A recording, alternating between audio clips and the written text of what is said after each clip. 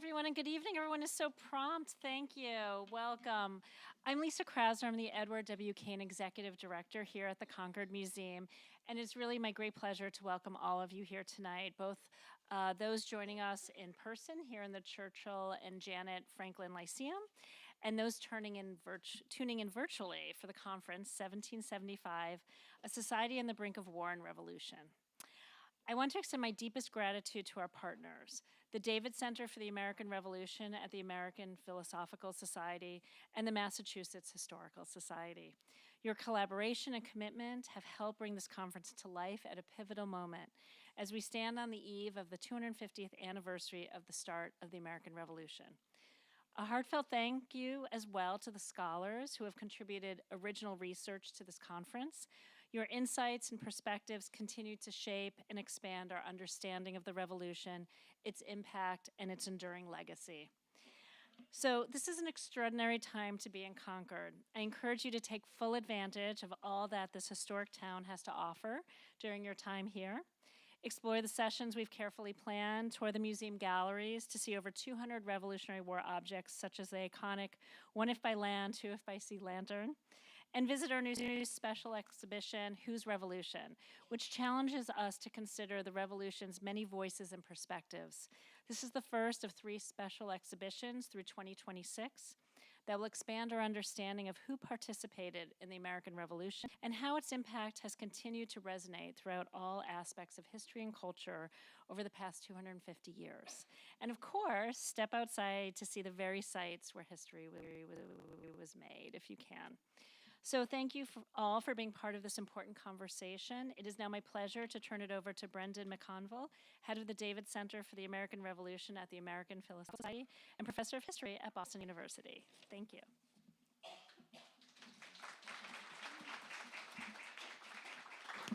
Well, Lisa has usurped my first paragraph, which introduced me as Brendan McConville, the head of the David Center and the professor of history at Boston University. I want to welcome you to the keynote panel of 1775, A Society on the Brink of War and Revolution. Before we turn to what I think is going to be a fascinating discussion, I want to thank the Concord Museum for hosting the event, and especially I want to thank Reed Guchberg and Allison Schilling, who have worked in partnership with us and sort of done the sort of day-to-day work with us that allows the conference to go forward. I also want to thank the Massachusetts Historical Society for acting as another co-sponsor, and I especially want to thank Kid Wangshur-Chenelly and Cassie Cloutier for all their work. And I want to thank the members of our own APS team, especially Brenna Holland, who's here with us this evening, Thomas Johns, who is in Philadelphia, and Michelle McDonald, the librarian of the APS, for all that they did to support the conference. I really think that the 3 organizations have worked extremely well together to create an exciting slate of panels. And of course, I want to thank the scholars who have journeyed here to participate and present their work and to exchange ideas, which of course that's the core of everything. The rapid approach of the 250th anniversaries of the events that lead to American independence provides historians with an opportunity and a reason to reassess this dramatic period in our history, as we're doing at this conference tonight. And these anniversaries also provide, I think, an opportunity for us to reflect on the broader meaning of American history and the legacy of our revolution, which I believe continues to be powerfully felt even today and well beyond Concord, everywhere in the United States. With that said, let me introduce our keynote discussants for this evening. Our moderator will be Katherine Grandjean, Associate Professor of History at Wellesley College. She received her PhD from Harvard University and is the author of American Passages, The Communication Frontier in Early New England, and the forthcoming book, Kingdom of Devils. Kate will be joined by Serena Zabin, the Stephen R. Lewis Professor of History at Carleton College. She received her PhD from Rutgers University and is the author most recently of the prize-winning book, The Boston Massacre, A Family History, as well as several other books on the early American period. And they will also be joined by Robert Gross, the Draper Professor of History Emeritus at the University of Connecticut. He received his PhD from Columbia University and is the author of the Bancroft Prize-winning book, The Minutemen and Their World, as well as several other studies of early America. Please join me in welcoming this distinguished panel this evening.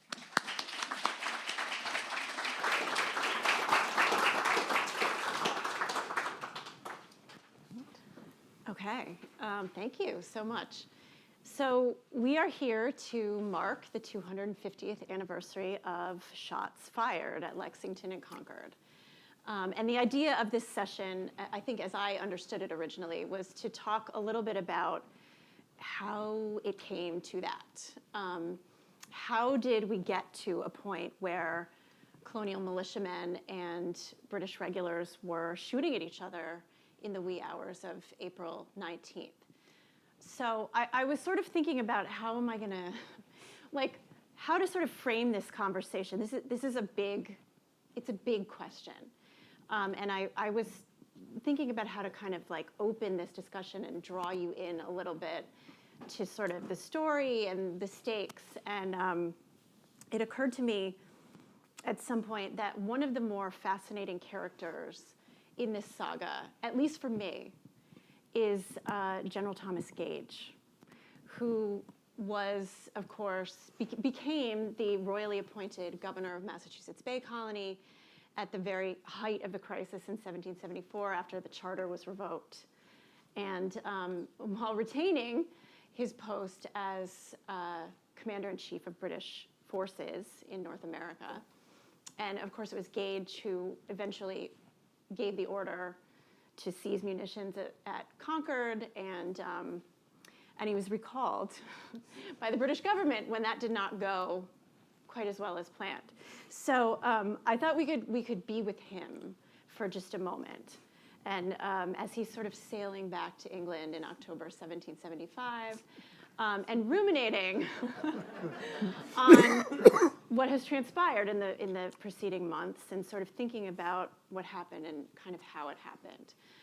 And he wrote in that moment, and bear with me, I'm just going to read a couple of lines, but he wrote in that moment, "People agree now that there has been a scheme for a revolt from the mother country, long conceived. Among those who have most influence in the American councils, which has been preparing the people's minds by degrees for events that at first view they regarded with horror and detestation. If the Boston Port Bill," that is the closure of the port of Boston after the Boston Tea Party, "if the Boston Port Bill had not furnished a pretext for rebellion, something else would have." And then he goes on to say that the government, and he means that is his own government, the Marshall government of Massachusetts, not apprehensive of so general a revolt, has been unprepared to oppose it. The conduct of the leaders on the 19th of April evinced their intention to begin hostilities, and had they not commenced then, they would only have been deferred. So you can sort of hear how in that moment he's constructing, at least for his own purposes, a kind of narrative of inevitability or sort of even planning around these events.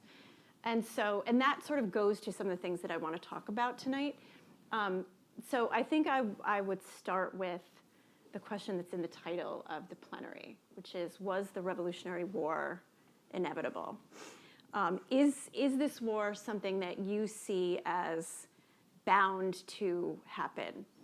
And another way to sort of think about that question is, how long before shots were fired did it become something that was going to happen? So we have a hard time seeing you.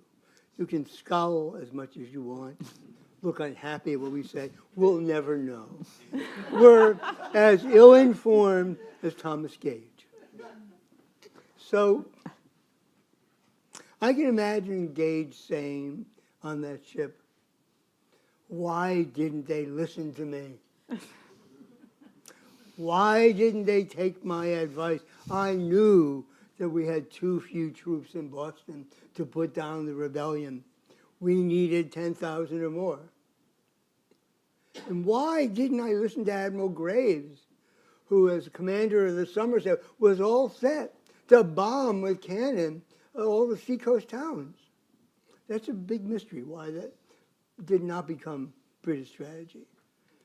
But Gage, as Gage just quoted him, was a conspiracy theorist. Have you ever heard of them in American life? He was a conspiracy theorist.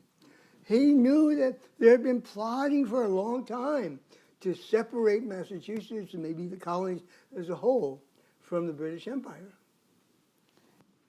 So he actually held the same worldview as the Sons of Liberty, who also were conspiracy theorists.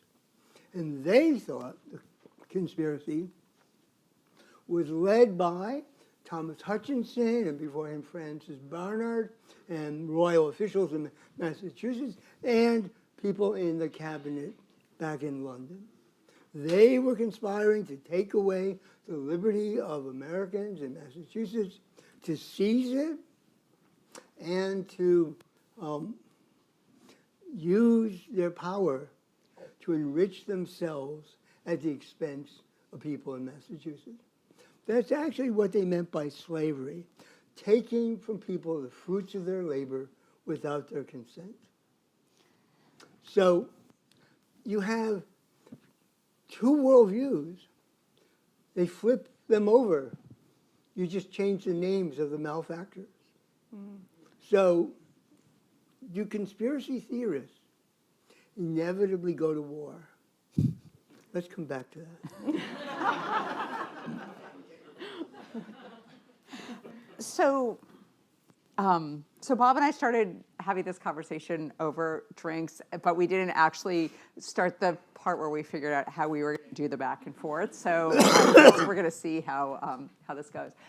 So I think Bob is completely right to say that what Gage is reflecting and what all of these people in Massachusetts are reflecting is a lack of trust, right? The trust was broken between, in some ways, the ministerial army and those who spoke for them, right?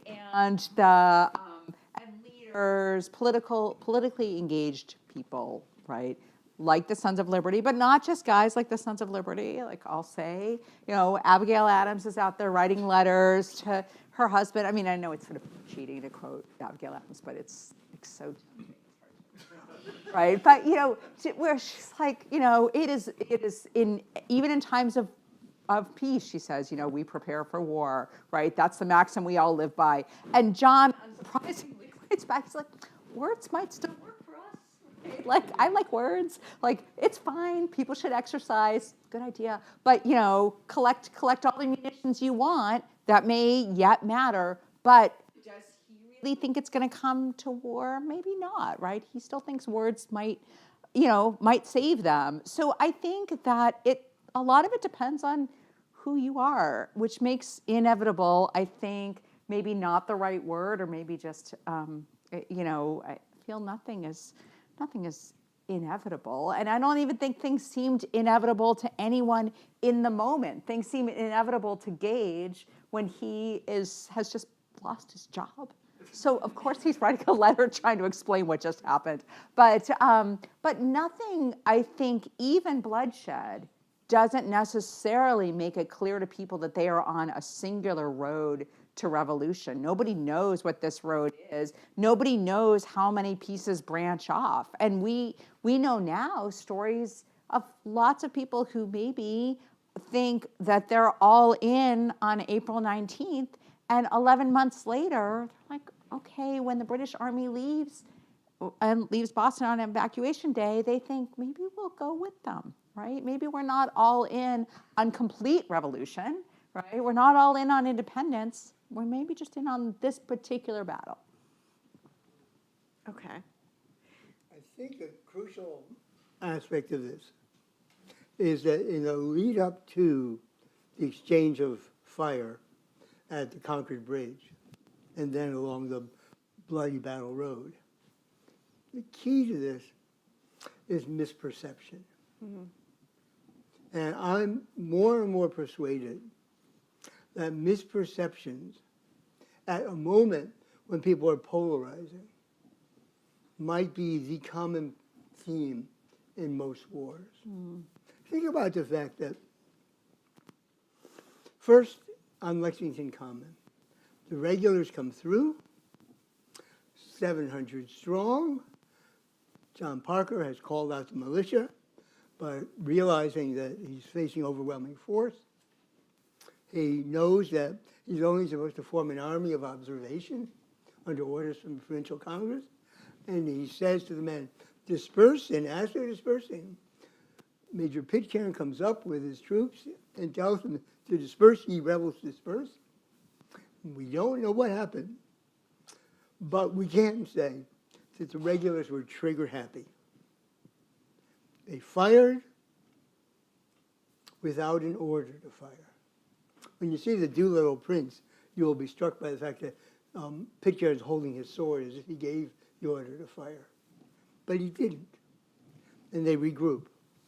Big mistake was after they regrouped, they did a huzzah and victory salute. And then they march on. In Concord, recall that the minute and militia companies, on seeing the regulars marching into town, retreat to the high ground on Bunkatasset Hill and then the hill overlooking the battle site. And then they see from the center of town smoke rising. They could do so only because so much of the land had been cleared for farms. It's not as wooded as it is today.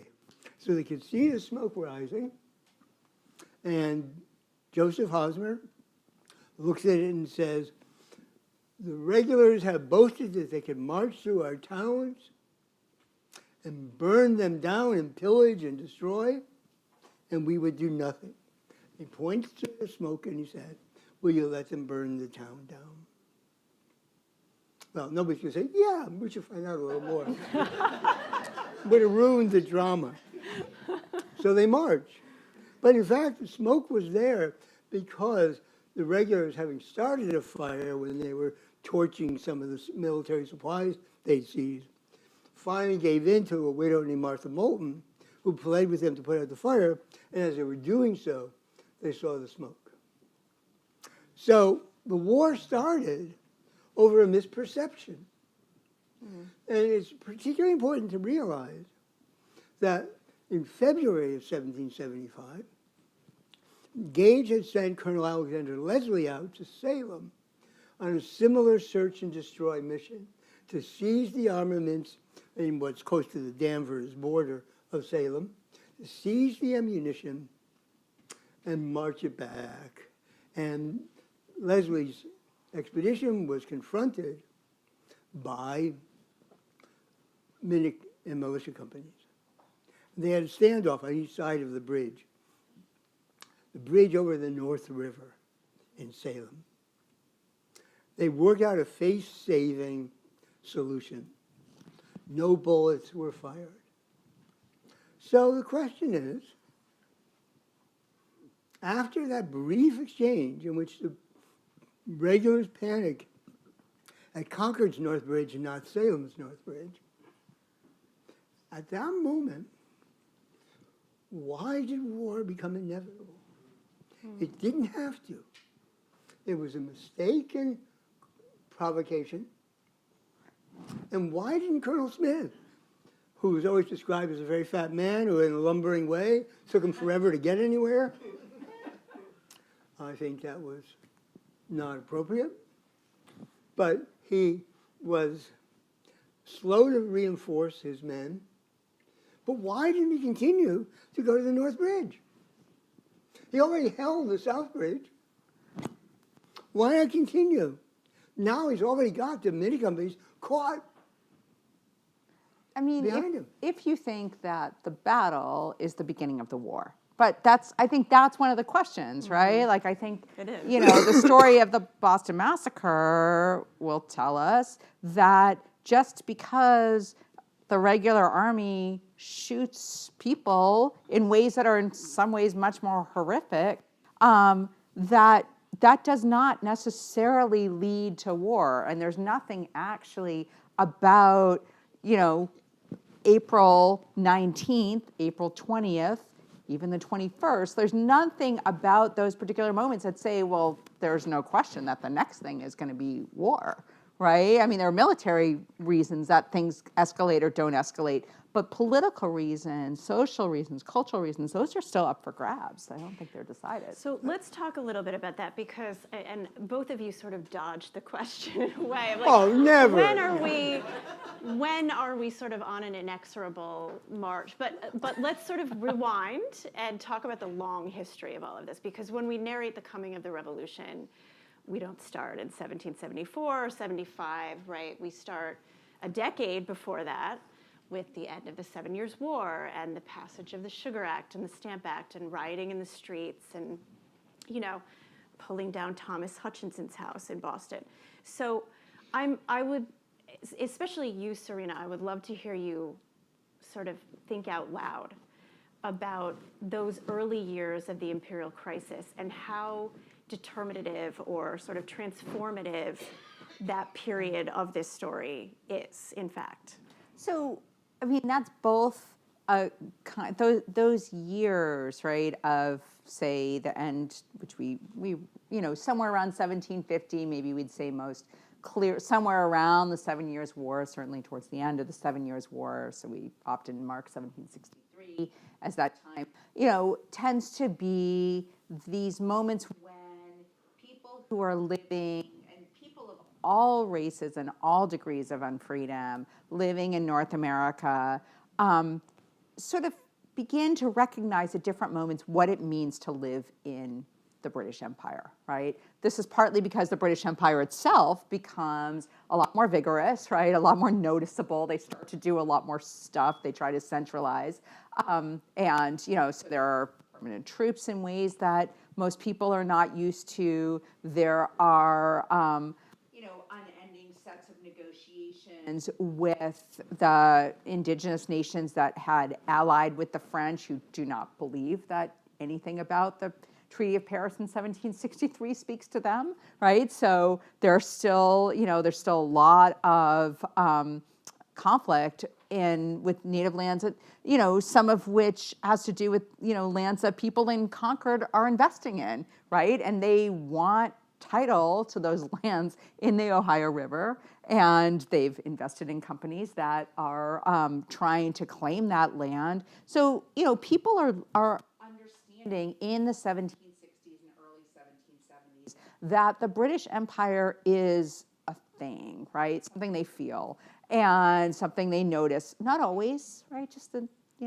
way that we don't always notice the water we're swimming in. That's sort of, I think, how people are experiencing at times these crises. These moments of crisis are often the moments people are like, oh, this is what the British Empire means. And sometimes that's a good thing, right? In 1763, beating the French, for lots of people, that does feel like a good thing. And sometimes it doesn't feel like a great thing, right? And these are the moments where they're like, what do you mean I need to pay taxes on this thing, right? What do you mean that actually the scheme that I had in mind about how I was going to figure out how to deal with the lack of land in Concord for my kids, right? That I thought I had this all worked out, and now I don't, because some people in London want to make a deal with some indigenous people that I don't even know why I should care, right?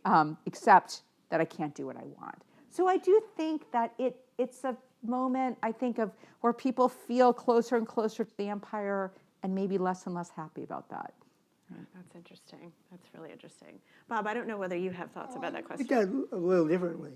The people in Concord, in the leadership, who were most moderate or inclined to what I would call royalism, not loyalism, were men who held commissions from the royal government, justices of the peace, officerships in the militia, a variety of other positions, and they were disproportionately the slaveholders in Concord.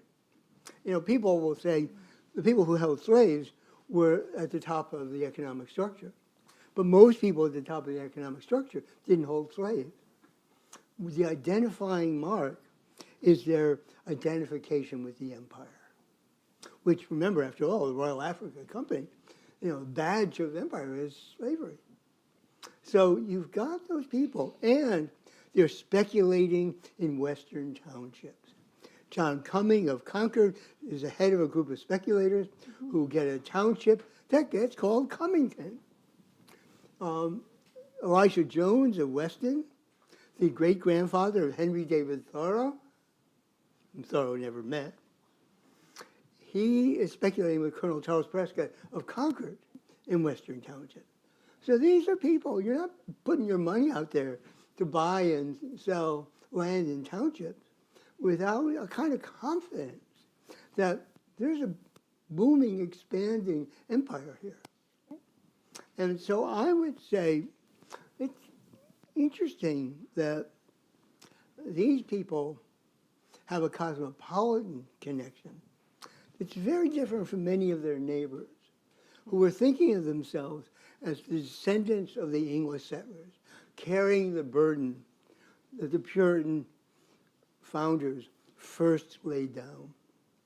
And that was, if I can say this, they tell the story over and over again that their forefathers fled the tyranny of Archbishop Laud and Charles I, crossed the ocean at great risk, came to the howling wilderness where if they didn't acquire the land peaceably from the native peoples, they did so by violence. And they finally laid down for themselves a heritage of civil and religious liberty that they would pass on to their descendants. And it was us, the descendants, our sacred obligation to pass that on intact to our posterity. That's a very different revolution. And it's a revolution in Massachusetts that demands that the British return the 1691 charter, which they provoked. And so it's a revolution for charter rights, not Thomas Jefferson's revolution for universal rights. And so then you have two groups I've described, the cosmopolitans who are identifying with the empire, but few of whom become loyalists. And the other side are the locals. And I think I would suggest that what's really deeply involved here is the cosmopolitans feel a pull between, so many of them are descendants of those same Puritan settlers, and they're feeling this deep pull and tension. And most of them end up opting for the town. Maybe because they have accurately predicted that their property would be seized and sold. Maybe they didn't want the inconvenience. Or maybe they could forecast ahead and read Mary Beth Norton's book on the Liberty's Exiles and realize that they would, even as loyalists in London, always be second-class subjects of the British Empire. Okay, I'm going to sort of throw a question out there. I think this is a difficult question, actually. But Bob, I know you have been thinking a lot about kind of the decision-making in the coming of the war. I'm sort of curious to hear either or both of you talk about where you sort of think about how does the agency sit in precipitating this war? When you think about the various players involved, or institutions like the Provincial Congress in Massachusetts, or agitating figures like Samuel Adams, or even members of Parliament, or like sort of at whose feet do you sort of lay credit is probably the wrong word, but are there particular leaders or figures or sort of bodies that you think about as having a particular role in bringing about this crisis? Provincial Congress is key. So Massachusetts Governor Gage calls the legislature into session in October of 1774, and he does so after the countryside has been inflamed by news of Massachusetts Government Act. And he suddenly thinks, bad idea, close it down. The representatives of the towns then reconstitute themselves as a provincial congress. And they meet in Concord on October 11th of 1774. And when they do so, they very quickly turn themselves into an extra-legal body usurping the powers of the legislature under the charter and effectively acting as if we have no governor, he's gone, we have no council, it's not here, we are now going to act as the government. And in so doing, they have no checks and balances. And some people complained about that. So it gets the current issues today. No checks and balances. And the provincial Congress very quickly votes to commandeer the tax money that's sitting in every town's treasury that was required to be paid to the province. And they ask the towns to give them the money, and then they appoint a receiver general, and they use the money to start buying military equipment. And they also take control of the militia, appoint the top officers in the overall command and in the county regiments. And they basically, despite a lot of conflict internally over how radical to be, they start to move toward plans for war. I mean, I think there's no question that people who pay attention to politics in Massachusetts thought that there was no way that the coercive acts, as they called them, were going to be enacted without coercion, right? They were pretty sure. There were a lot of troops that were coming, right? They understood that the point of the troops was, in fact, to enforce the acts with force, right? And so, so yes, they were prepared to, think about there's going to be force. We're not going to just roll over, okay? But I think that there's, a dialogue, right, back and forth between, what, and this is part of that lack of trust, right, the provincial Congress, Parliament. Like, people keep ratcheting up the stakes, right? It's not just that, just one side comes up, they're like, let's just do these coercion acts. We'll just send some troops and then call it a day, right? It's not, the British government doesn't stop at that point, nor does the provincial government, right? They're just steps. There's two aspects of this. One is that Samuel Adams may want an eventual conflict, but he doesn't want it right now. He knows that he has to try to act, and Massachusetts has to act in a moderate course so that Pennsylvania and South Carolina and the other colonies don't say, those crazy radicals, people we will hate in the antebellum period, we'll hate them now instead. We'll get going on it. So in that sense, it matters to be careful. But the other thing is, we can't underplay the fact George III had enough.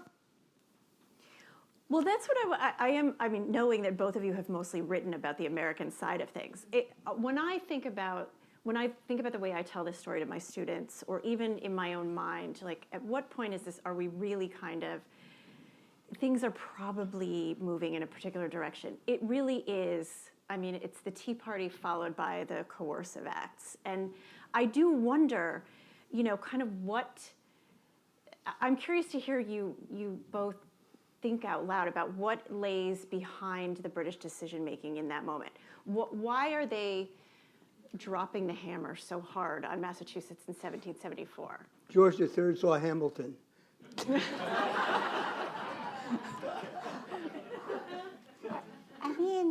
I think you're asking two questions at once. Okay. So I might be wrong about this, but one is what, or maybe this is the one that you've been trying to get us towards. Like, was there a tipping point, right? Was there a moment that there was no return, right? And what was the last step that happened before then? Are those kind of? I mean, or is 1774 that? I mean, you sort of suggested 1775 might not even be the tipping point, right? No, I think the last thing I wrote in print was 1776. Wow. But yeah. I mean, which I suggested only because I was pressed as I am here, but that one was even worse because I was pressed in print. But to say, to come up with some moment, because I guess there was a Revolutionary War. So at some point, it is true, something happened and it felt like people couldn't return. But honestly, we all know, right, that the moment that people were most excited about the Revolutionary War was before there was much of an army, right? I mean, people are most excited about it before there's a Declaration of Independence. So, people are starting to try to pull back from this decision to go to war, practically before it begins, to start with. But I would say, I think, I would think out loud, or I've thought out loud to say that maybe it's really the moment when the British military leaves Boston and people at the end of the siege and people in Boston and all the surrounding communities think, oh my gosh, maybe this empire is not nearly as powerful as we thought it was, right? That moment of potential is possibly the moment that people think, well, I guess we could keep going, right? I guess it's not really over. We don't have to stop. So does that help? That maybe is the last step, the moment that the army decides they're getting starved out of Boston. Okay. I think we could take a different point of view on this, and that is we're always, as Americans, whether at the bicentennial or now at the 250th, prone to identify ourselves with the cause in the past as if it's our cause. But was it our cause? Well, on the one hand, you could say very much so. The Massachusetts Government Act revoked the charter and made the council, the body that worked with the governor, an appointive body paid for by the crown, rather than nominated and elected by the House of Representatives. In addition, the entire judiciary became hired and paid for by the royal government.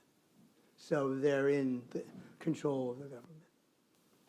The House of Representatives, while legally required to meet, could assemble and the governor could just dismiss him, and then there'd be nothing towns could do.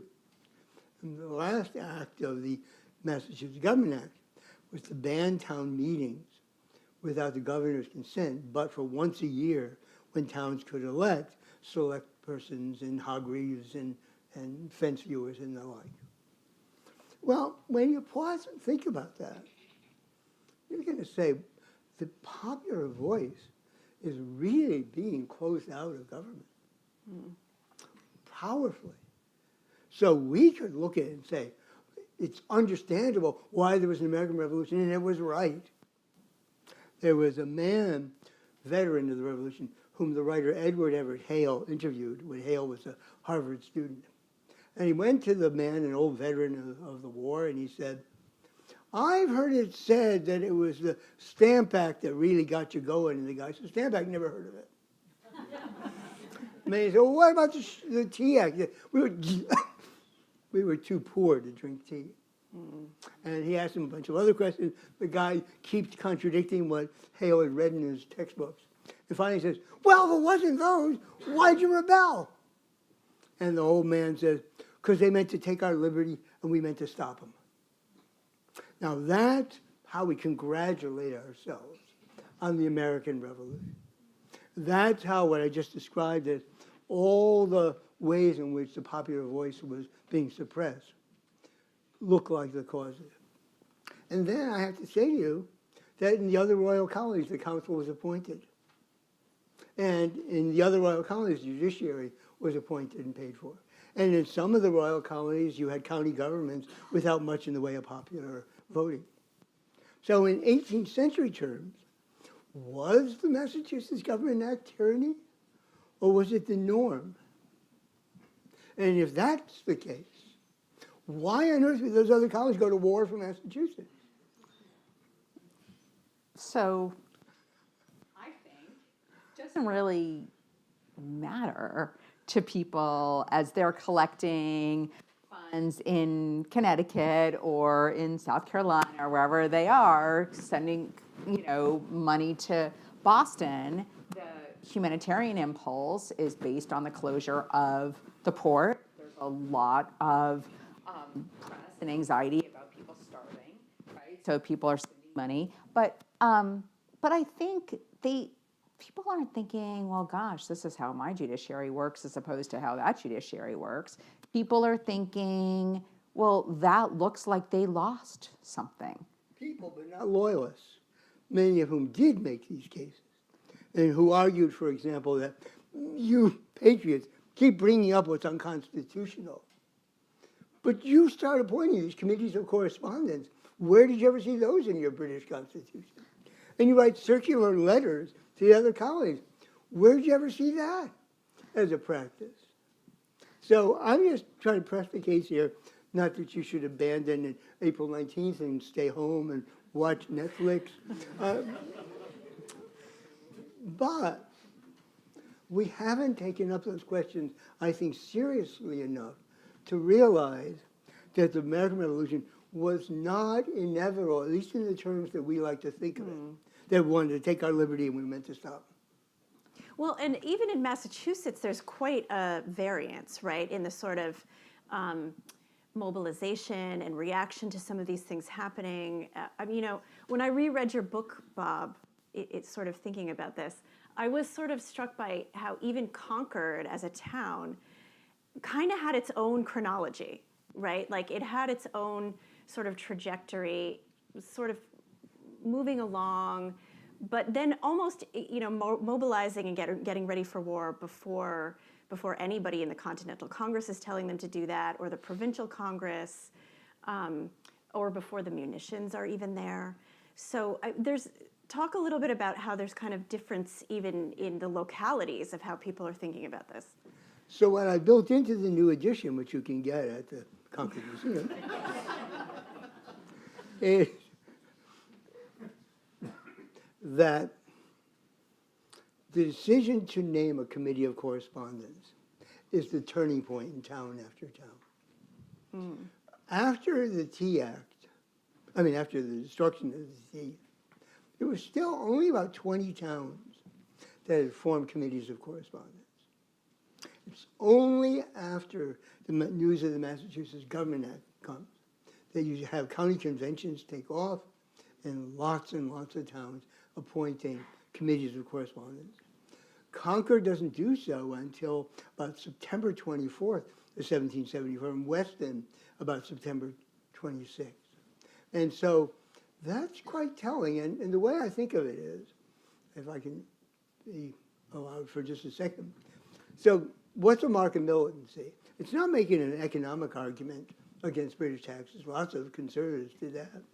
Not necessarily a constitutional argument that these taxes are unconstitutional.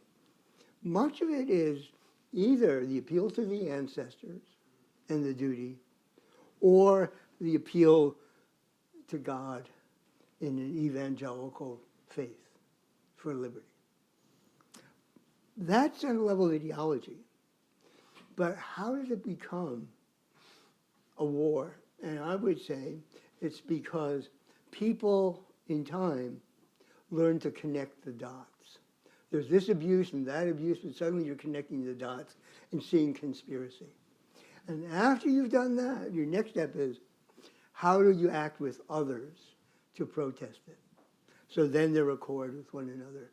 And I think those things all happen with incredible speed, but particularly with the county conventions and the provincial congress, that's when they're organizing. And yet, lots of people are still quite hesitant.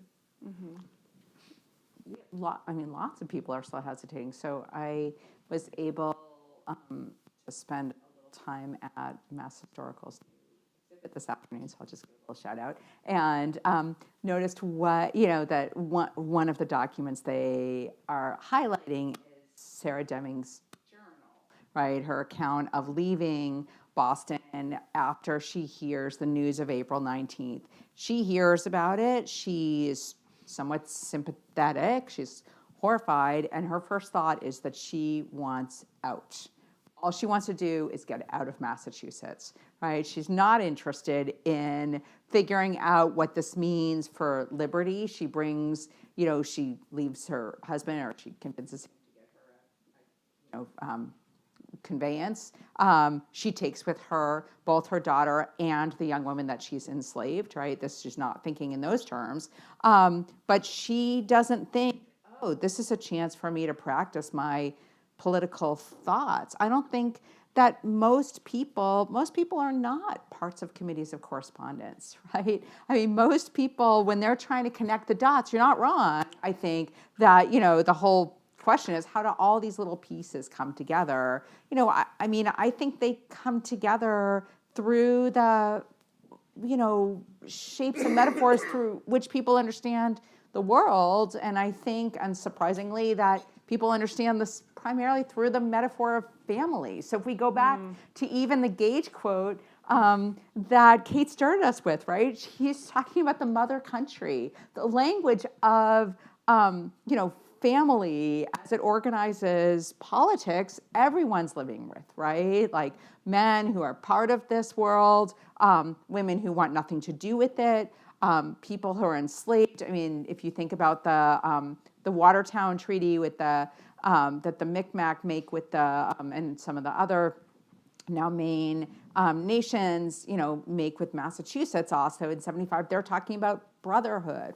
People are continually using this metaphor of family because family is the one thing that they all understand, right? That people have. So when, you know, enslaved men are writing to Gage in 73 and 74, petitioning for the end of slavery, their argument is that they cannot have families, right? That families are ripped away from them under slavery. So I think that the story that they are putting together is this story of what it means to live in a family that's starting to feel maybe a little toxic, if we're going to, you know, use that language, dysfunctional, possibly even abusive, if you want to talk about like the loss of liberty, right?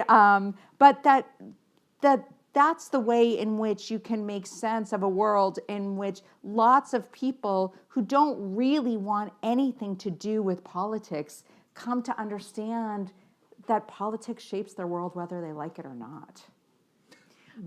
Okay. We are sort of getting, I have one more question and then I'm going to throw it to all of you. What are we not saying about the road to war? What parts of this story would you like to see better elucidated or sort of revealed? Well, James Barrett's letters and diary ought to show up. That got a hallelujah. Yeah. Yeah, we need to try to find letters to give us a deeper sense of the discussions that went on in the Provincial Congress. Another thing that we need to do is, if I'm right thematically about this appeal to the ancestors, then we ought to note that such an appeal would have no meaning for the Africans, people of African descent, whose ancestors were torn from their homeland, whose trip across the Atlantic was far more horrific than anything the Puritans did on their escape, and who were then put into a terrible slavery. So that they have to appeal to liberty in the future, present and future, not a liberty in the past. And so I think that is of a piece with the fact that Massachusetts, as I said earlier, will go from charter rights to universal rights. All 6 Massachusetts signers of the Declaration of Independence had been in the Provincial Congress and had voted for all these ethno-nationalist appeals, and all signed the Declaration with Jefferson's preamble. Something was happening really fast. So I'd say the other piece, maybe more broadly speaking, that I'd like to see come out of these conversations around the 250th is really about uncertainty, right? That I think that people didn't know what the next step ever was. We think that they're on a road, right? We think it looks like the battle road. People, now you know you can just kind of go down Route 2 and you know how to get from one place to the next. But that is not what 1775 or 1776, or for that matter, 1779 or 1781, none of those look like that, right? And somehow acknowledging that sometimes, you know, people had no idea what they wanted.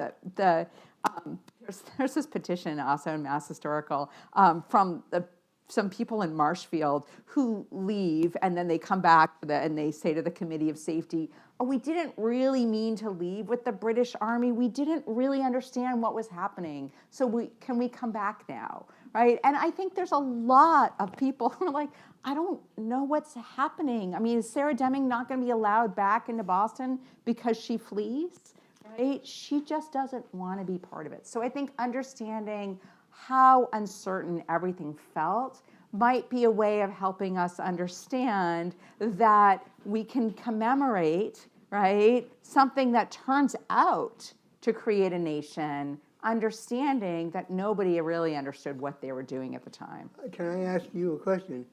If everything's so uncertain, what is the revolution for our fellow citizens today? How are they going to commemorate? I was told we only talk history. I was told that. But what will we? I mean, if it's a field of uncertainty, of trying to find family or not, what exactly is pertinent about the revolution today?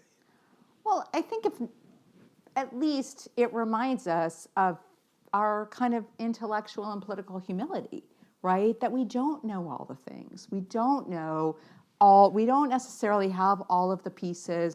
We don't have all the context. That we have moments when we think we understand the world we're living in. And sometimes we do see clearly, but we can hardly ever hold on to that clarity of vision.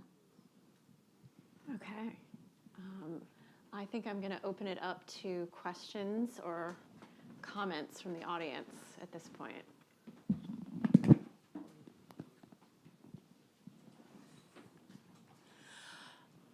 So I've actually been spending the last few days reading the reports of the Battle of Lexington Concord in the British newspapers that arrive on May 28th, and I'm wondering if you could speak to what, for lack of a better term in the 18th century, would be the propaganda associated with this, because a lot of what we know about what happened is from those depositions that are very deliberately taken to present an argument to the British public. So, if you could speak to that just a little bit, I'd be interested to hear what you have to think about that. Can I ask you a question about the newspaper reports you've been reading?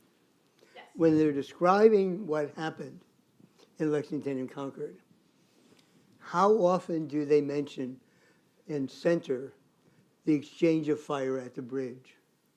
Well, what they're printing on May 30th and 31st in the London newspapers is a direct copy of the narrative that appears in the Essex Gazette of April 21st. The theory was written by Timothy Pickering. And a couple of newspapers actually published some of the depositions, and the two depositions that are printed in the Public Advertiser actually are the ones where the one from Lexington, which it's a group deposition, but they actually specifically mention that our backs were turned when the regulars began firing, and the other one is on Concord, and also deliberately mentions that they fired first. So a lot of those I think are being printed in the Whig papers, because there's often other commentaries of, there's one addressed to Lord North where they're like, see what you've done, and so that's the sort of thing that's appearing at least immediately. I ask that because in the papers I've looked at, I think American ones, they don't actually center the fight at the bridge.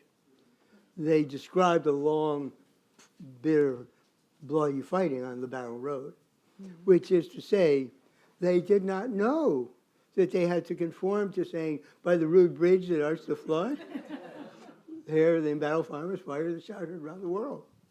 They did not describe it as a shot heard around the world initially.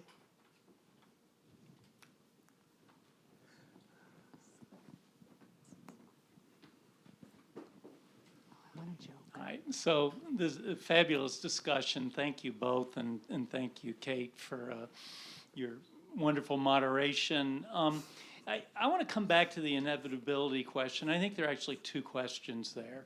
The one is the inevitability of resistance, and I think Serena, speaking to family, and Bob, you're very grounded in the locality, and I think that resistance was inevitable. I think the question of at least for me, the question I have the hardest time with is at what point does that resistance become a war to create a sovereign power, a war for independence. And it isn't a war for independence on April 19th. In many ways, I think it's the news of George III's speech to Parliament in the fall of 1775, declaring the colonies to be in rebellion, in essence saying, he endorsed this. And so the only way to hang on to the values and the family and the town and whatever it is that matters to you is to constitute a new polity. But, I think there are actually two questions of inevitability here. And, I find the resistance seems fairly straightforward. It's bred in their bones. It's Anglo-American. It's English. But the other question, I think, is quite difficult. I think you're right. And I agree that that's the place where I too struggle to figure out how does it work. But I think, so I think that conversation we're having about ratcheting up, right, distrust, however one might, think about it, or your language of, kind of deliberate misunderstanding in some way, right, that part of what happens, right, is that each side, right, keeps pushing things further until, for some people, right, the nature of the war changes. But I mean, I think you could say that. I guess you could also talk about the moment that the Hows refuse to treat in any way, right, for peace. That also is a moment that people who were invested in, in the Continental Army, which at this point is most people who are still paying taxes, right, feel like they have to keep going, right? What's left except to save your honor at that moment. So I think, I guess I feel that there are always off-ramps, right? And so I think the better question is, why is that one not taken, right? Why is that one not taken? How does it keep happening that the war doesn't end until we get to this moment of 1781? But in some ways, we might realistically consider that the cost of war in Massachusetts and New England was relatively modest. Okay. The warships didn't assail the coastal towns to any great extent. The fighting had pretty much left after Bunker Hill, and they're feinting against one another before they finally get the British surrounded in such a way that they're going to leave. But as wars go, the toll on Massachusetts was relatively light. And then the war moves to other theaters. And Woody Holton argues, and others, that it's the succession of theaters that make it so difficult for Britain ever to suppress the rebellion. Mm-hmm. Yeah.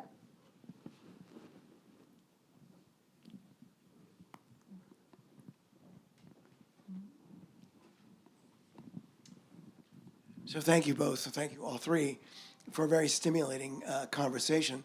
It seems to me that what both of you are adumbrating is that there are many more kinds of Americans than the tropes that we are familiar with and that we, as historians, have created and trucked with, present company accepted, of course. And so I'm thinking about the neutrals. And I'm thinking about the Tories who are still resident in 1775. They haven't all gotten out yet. And so I wonder if those two labels, or the sense of a much larger constituency in which all of this is playing out, and the victors wrote the history, how that would play as a corrective or a comment on the received narrative. There was a man in Concord named Duncan Ingram, Squire, who was, you would think, going to become a loyalist.